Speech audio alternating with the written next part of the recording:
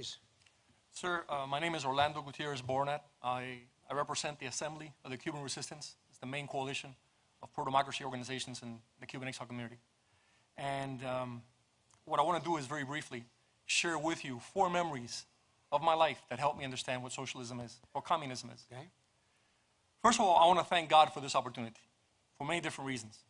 And it brings back one of my clearest memories of Cuba, which was sitting in one of those big, beautiful Havana churches, and the church was almost empty.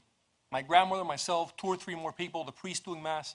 People were afraid to worship. People were afraid to go to church because they would put mobs outside to insult you when you came in or when you walked out, and you would be discriminated if you believed in God, persecuted. Rosa Maria's family knows that experience very well. And everywhere communism and socialism have come to, the first freedom they strike at is religious freedom. Why are they knocking down the statues of Jesus? Because they've done it everywhere they've gone. Whether it's a synagogue, a temple, a church, that's their target. St. Augustine said that the source of all other freedoms was religious freedom. The right to believe or not to believe, to have faith or not to have faith, that's fundamental. And that's one of the first things communism in Cuba tried to eradicate. They tried to wipe out Christianity in Cuba. For this very powerful reason, and for many others, free Cubans, Cuban Americans, have been at the forefront of the struggle against communism in Cuba and around the world. Thousands of Cubans have died in that struggle. Thousands have been imprisoned. Many are still in prison today. It's been a very long struggle, and this community has been visited many times by different leaders who made a lot of promises. Few of those promises, the most glaring being the Bay of Pigs, have been kept. And that's why, one of the reasons why I thank God for being here is that I wanted the opportunity to thank you, because you came through. I was there when they gave you the Bay of Pigs award. I was one of the speakers at that day. I was honored to do so. Right. And what you said that day, what you've been working on ever since, closely with Mario, who's untiring, relentless in the struggle for Cuban freedom, you've come through. And you know, Cubans have been without a homeland for so long. We've been in this struggle for so long that one of the things we cherish is loyalty and gratitude. And we are grateful to you. And we're good friends to have. Because once someone has served the cause of freedom in Cuba and behaved like you have, we will be loyal to you forever. Title III, Title IV have empowered Cubans legally to fight for justice. The strategic sanctions aimed at the military and the intelligence and security sectors have weakened them. That's why we've seen in the past months, in the past few weeks, protests against this regime in Santa Clara, in Moa, in Holguin, in key cities in Cuba. Every time Cubans see that the state is weakened and they have a chance to fight. They go out and they struggle.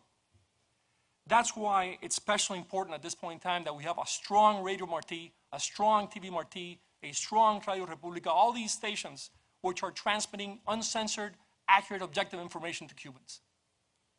Cuba is the base for the communist occupation of Venezuela and Nicaragua. If Cubans are really supported, like you're doing now, to free Cuba, the entire hemisphere will breathe better, including the United States. The second memory I want to share with you is that right before we left Cuba, my parents spent 5 years trying to get out of Cuba. My father, for the crime of being an electrical engineer, they didn't want him to go. So he had to go to a work camp, etc., etc. A few days before leaving, my father took me to different places in Havana to show me Havana before we left. Because he said, you know, we may never come here again. And he never returned. He never saw his city again. And Havana was a beautiful city. It's been destroyed now by communism. And it's a beautiful city because between 1902 and 1959, in less than 60 years, Cubans took that island from being devastated by genocide and Spanish occupation to being one of the leading Latin American countries with a thriving economy. Just to give you an example, which nobody ever discusses, before 1959, Cuba fed itself and exported food to the entire hemisphere. Cuba today cannot feed itself without US donations of food. So we have lived firsthand what you are struggling against. Those many in media and in Hollywood who spread lies about socialism, lies about communism, lies about what happened in Cuba. People are naive about socialism. They're naive about communism. Che Guevara himself said that the goal of communism and socialism was to destroy the individual, to destroy individualism. That's the engine of freedom. That's the engine of prosperity. Compare Cuba today with Israel or with Taiwan. And by the way, this community also thanks you for your support for Israel and Taiwan. Look how those countries are doing. Same size, very similar to Cuba. They've prospered. Cuba has collapsed.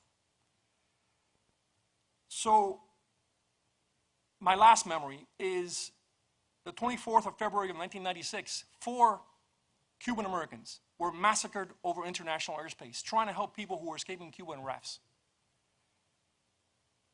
We urge you to consider the indictment of Raul Castro for that massacre, and that the regime be tried in an international tribunal, a Cuba in Nuremberg, for the crimes against humanity, like that massacre and many others that it has committed. That regime must be removed. They won't do an opening. They won't do elections. It's a regime which will remain in power until the Cuban people have the support to take it out. And what I want to end with, the last memory, is I was my grandfather's only grandson. Big family, only grandson. Before we left Cuba, my father went to see his father. And my grandfather said, without hesitation, get him out of here. Take him out of here. There's no place to grow up. I want him to be a free man. I'm very proud to be American. I'm very proud to be Cuban because I have a debt with him. I have a debt with my parents, with my grandparents, and with this country. So count on us. There should be a task force to educate Americans about socialism and communism. And we're here to fight for Cuba, but also for the United States. Thank you so much, and God bless you. Thank you very much. Great.